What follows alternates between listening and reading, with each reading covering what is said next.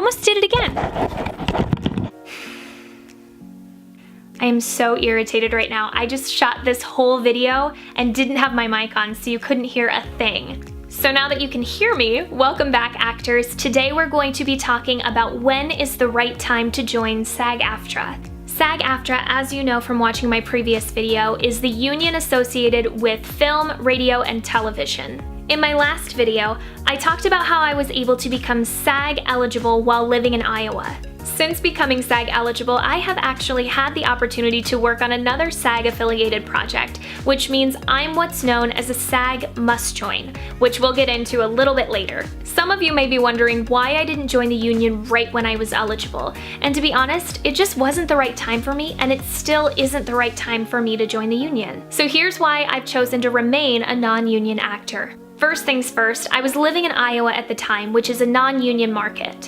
What that means is while there are SAG projects that come through from time to time, it's not saturated with SAG work like it is in New York or Los Angeles. If you're a non-union actor, you are able to work on SAG-affiliated sets for a specific period of time. That does not, however, work in reverse. So if you're a union actor, you can't work on non-union sets or projects. This means that by joining the union at that time, I was making myself ineligible for about 90% of the projects going on around me. The second reason I didn't join SAG AFTRA right off the bat is it does have a pretty hefty initiation fee. It is not free to join the union. In fact, it's far from it. It also has annual dues that you have to pay annually. If you live in Iowa like I did, the initiation fee was only $1,000. But if you live somewhere like New York or Los Angeles, it comes in at a whopping $3,000 price tag just to join. And before you ask, no, you cannot join the union in Iowa for $1,000 and then move out to Los Angeles and just expect that to be okay. They will expect you to pay the extra $2,000. I may have asked that question myself. If the $3,000 initiation fee didn't punch you in the gut like it did for me, then you're in luck because you still get to pay those annual fees, and they start at $223 a year. What that means is that if you make $0 as an actor for this year, you're still expected to pay $223 to the union. If you were lucky enough to book some union work, they'll expect you to write an additional 1.5% of your total earnings for that year as an actor. Now that we've gone over some of the expenses of what it costs to join the union, let's go over what a SAG must join is. If you call your local SAG office, they won't call it a must join because they think it sounds pushy, so they refer to it as a must pay. As I'd mentioned before, if you're a non-union actor, you can work on union-affiliated sets, but you can only do this twice before you are strongly encouraged to join the union. After working your second project, you will receive a strongly worded letter in the mail from SAG AFTRA saying something to the tune of, "We noticed that you haven't joined our union yet. You only have 30 days to join before you're no longer allowed to work as an actor on SAG-affiliated sets." The letter can come off a little threatening, and so it often scares a lot of new actors into joining the union after they receive it because they don't want to be blacklisted. Let me set your mind at ease, you're not going to get blacklisted for not joining the union. Another worry you might have is that your SAG eligibility is going to expire. It doesn't.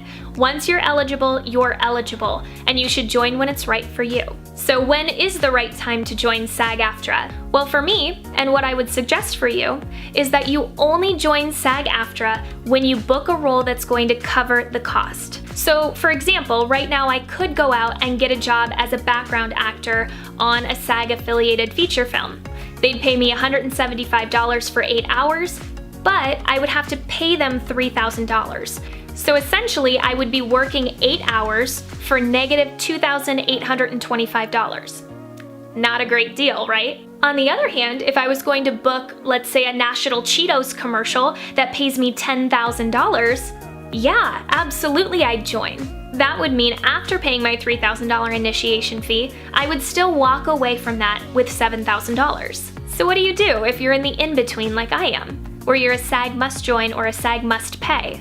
Keep working those non-union paying jobs and seek out great representation so that you can be privy to those union commercials that pay $10,000.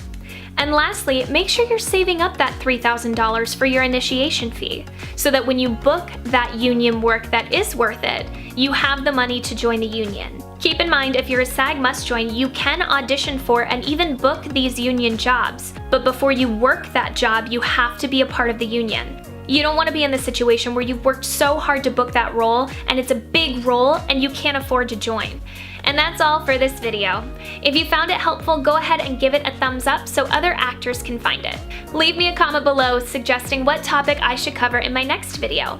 I love getting comments from you guys, and I do read all of them and try to respond to as many as I can, so I promise I am listening. Lastly, don't forget to subscribe. Touch the icon. Touch it, I say. I need to go to bed.